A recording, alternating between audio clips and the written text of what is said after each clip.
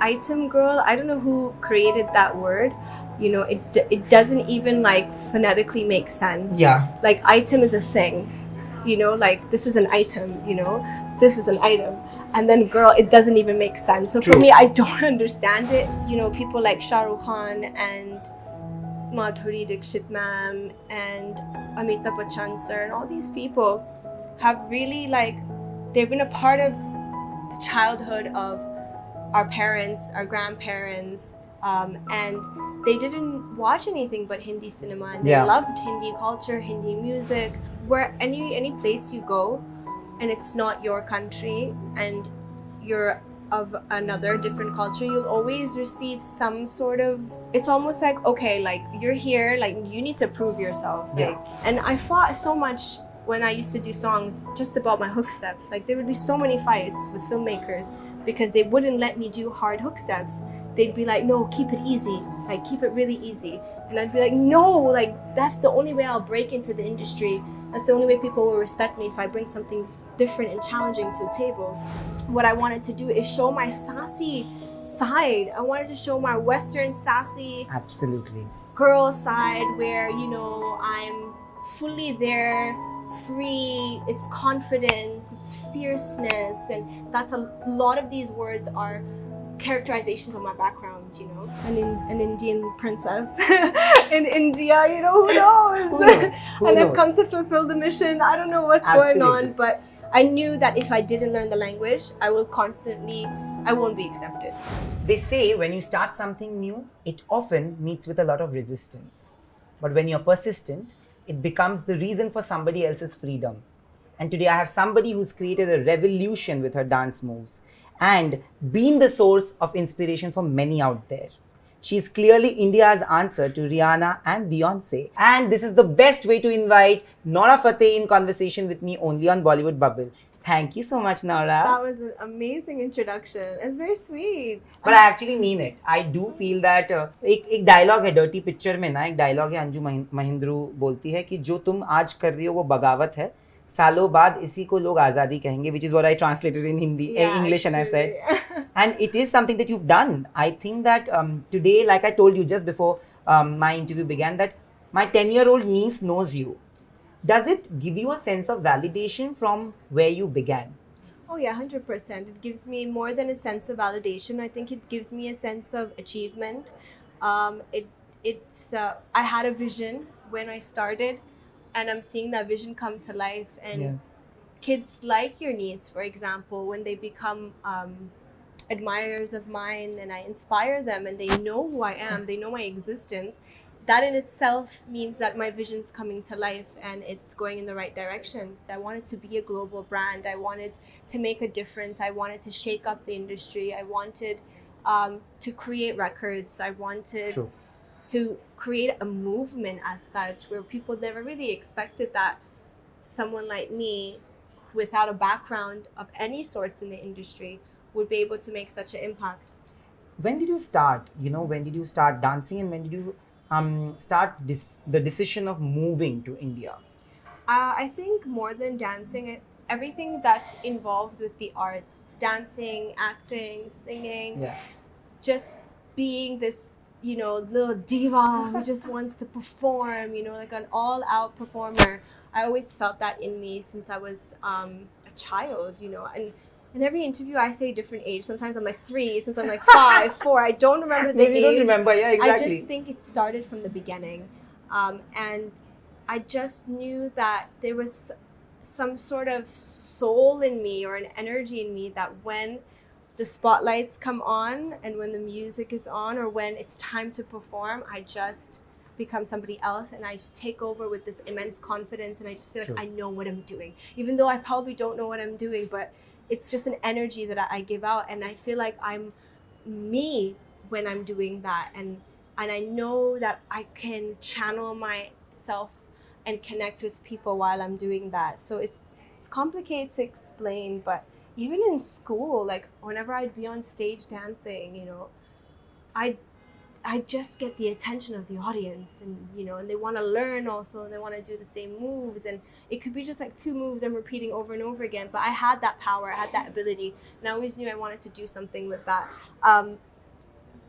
But I mean, coming to India and doing it here, and then coming out of India and having that global effect, I imagined it, I dreamt it, but I didn't think I'd be able to achieve it very, very quickly. Yeah. I thought it would take more time, but I think because I was always on my toes and my brain was always like working really quickly. So whenever something happened, whenever a song happened, or whenever something was a hit of mine, I always translated it into something else. It converted into something else. So I never really enjoyed and said, oh, this song is a hit. Great, let's go to Maldives and enjoy. I always thought, okay, now what? What do I do with this? How do I Next, yeah. convert? You know, so I think the engine was always rolling, and that's probably why it's been able to happen for me. But when did you decide to like move to India? Not a lot of people know that, you know, in Morocco, this is what you've told me, that people really love Bollywood. Yeah. I mean, all African countries love Bollywood and have a connection to Hindi cinema with their upbringing. And I think, you know, people like Shah Rukh Khan and Madhuri Dixit ma'am and Amitabh Bachchan sir and all these people have really like, they've been a part of the childhood of our parents, our grandparents, and they didn't watch anything but Hindi cinema, and they loved Hindi culture, Hindi music, and it wasn't just Moroccan people, even my friends, you know, who I grew up with, who are Somalian and Kenyan and of all different backgrounds, they also know like all Hindi songs by heart. They know all the films, and they've learned Hindi via watching the films. So I feel like we were never disconnected to the Hindi culture and Hindi cinema. But for me, just the idea of picking up and going and creating an impact in a place for myself, and also representing so many people who have been watching Hindi cinema all their lives, but they also never thought that, you know, someone from their people or their background would also have a place in Hindi cinema. When you started off, you were representing a community that was never really represented in Indian films, to be very honest, to the extent that you have managed to get eyeballs for. Like, I think you represent them really, really well, and in a very, very dignified manner. In the beginning, were you ever treated like a minority because of your ethnicity in the country when it came to dancing? I think where any place you go and it's not your country and you're of another different culture, you'll always receive some sort of I don't know what the word is. It's almost like, okay, like you're here, like you need to prove yourself. Like, and I don't blame, like that's in every country. Like so many Indian people go to Canada, you know, and they're immigrants in Canada, and they got to prove themselves. They have to learn the language, they have to go to school, then they have to get a job, and then, you know, they need to assimilate into the environment. And that's like, it's cool, fair enough, you know. So when I came here, I realized that people who didn't do that often face backlash. You know, people who didn't want to learn the language and thought they were too good, or people who didn't want to assimilate to the culture and gave that vibe that they're just like too good for this and they're Western and they're this. They would receive that kind of pushback, and I totally understood that, you know. And so I evaluated that, and I was like, okay, nah, if I have to be here, yes, I'm myself. I have my identity. I'll never lose that. Actually, that's one of my plus points. But I need to also learn the language. I need to respect the culture. I need to assimilate. I need to be one with everybody. And it wasn't hard because anyways, besides being a Canadian, I'm an Arab, you know. I'm a North African Arab, and you know, our culture is very similar to Indian cultures, you know, and it wasn't that hard. It wasn't something where it was like I felt like abnormal. I love the Indian culture, you know, and maybe in a past life I was an Indian princess in India, you know, who knows? And I've come to fulfill the mission. I don't know what's going on, but I knew that if I didn't learn the language, I won't be accepted. So I really put my heart and soul into learning the language. But in the beginning, you know, you have as much conviction today as you had in the beginning. And especially when you are working so hard to create a space of your own, you have to have conviction, right? But you feel that in the beginning, before the Nora Fatehe revolution ever happened, people didn't take you seriously. I think people noticed my energy was very serious because my conviction was at its highest, and I never took no for an answer. And you know, it was so crazy because I look back at like 7-8 years ago, I wasn't that good. You know what I mean? My dancing wasn't that No. good. I was very like, but my brain would tell me I'm like the best, and I think that's what people would see. Okay, but she's so confident, and we can probably trust her with this True. project or with this song. And I think I'm also a firm believer of destiny, and I genuinely feel like this is my path and this is what's written for me. So even though there might be so many people who are better than me, I got the chance because it's written for me. It's my destiny. So with that, I add in a lot of hard work and a lot of effort. And also, I don't disrespect people. So like people who I work with, I keep good relationships with them. And I carry myself a certain way. So I think that's also helped. But has the judgment ever bogged you down? I think the judgment didn't come from who I am as a person, but the fact that I represented dance and I pushed for dance and I advocated for dance. And I think what I didn't understand was how an industry that was elevated via dance, was created via dance, became an international sensation. Like Bollywood is international because of dance, and that's what differentiates Bollywood from Hollywood and Nollywood and any other wood in the world. It's because of the dance and song and dance. And the expression and the fact that everything is so synchronized and beautiful, and expression with hand movements and body language, and like that appeal that's so aspirational.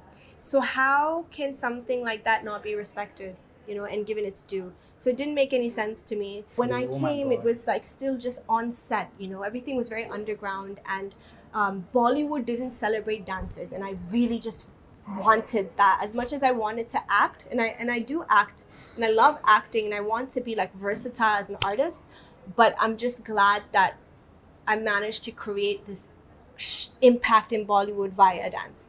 Do you feel that with the tag, the item girl tag, there's an inherent sense of sexism attached to it, because we don't really call men with any such tags? I don't know. I mean, it depends of how you make it. I mean, item girl, I don't know who created that word. It doesn't even like phonetically make sense. Yeah. Like item is a thing, like this is an item, this is an item. And then girl, it doesn't even make sense. So for me, I don't understand it. But I think what it means is like there's a song and there's a really hot girl and she's just like tintillating you, and there you go, that's the song. So I don't do those. I do performance-oriented songs. I do songs where you come and see choreography, you see some crazy hook steps, you see some power-packed movement and a presence and an aura. And I made sure mentally that from day one, that if I'm going to do this, that this is what I'm going to do. Like it will be about my presence, it will be about my aura, and I'm going to bring something to the table. And I fought so much when I used to do songs just about my hook steps. Like there would be so many fights with filmmakers because they wouldn't let me do hard hook steps. They'd be like, no, keep it easy, like keep it really easy. And I'd be like, no, like that's the only way I'll break into the industry. That's the only way people will respect me, if I bring something different and challenging to the table. So yeah, the Saki hook step, the Dilbar hook step, all of them, I always have to like fight my case. Even the dirty little secret hook step, bapre. Yeah, but I don't need to fight with anybody for that. Because you were the director. That was you. That's all me, but because that's the independent, projects that I do. But yeah, the more filmy stuff that I do, I always have to be like, no, trust me, like the audience let's challenge them, And then suddenly there was like this plethora of people who came out of like nowhere on social media who would do these moves. They would do these steps. So suddenly, I think what the industry was doing is they were dumbing down the audience for some time. And the audience is not stupid. The audience is a mix of different people, of different cultures, and it's not just in India. The audience is global for Bollywood. And I always would think that, and I'd be like, guys, like let's diversify our songs, let's diversify our dance styles. And that's why I bring in belly dance, I bring in Afro, I bring in Latin, I bring in a lot of different dance styles in my songs. But does it also sometimes, like the whole visual elements that you bring in and the thought processes behind your music videos, which you are creating, on a creative level, does it stem from emotional experiences of yours? Oh yeah, definitely it does. Otherwise, I wouldn't my brain wouldn't be able to go there, that far. It does. It comes from experience, from life experience, and what I go through, and I keep thinking in my head, if shit goes wrong in my life or I'm going through shit, then I might as well use it for my benefit, creatively. So that's pretty much what I do. And I like to push the envelope, and I have a great team, like I have my friend who's a choreographer, Rajit Dev, who's always with me when I'm doing these things, and he gets it also, and he understands my mind space and what I'm trying to convey, and he helps me so much. And then I have, I just have a great team, so I feel like the team also helps me, and they believe in me, and they let me do me. That is true. Yeah.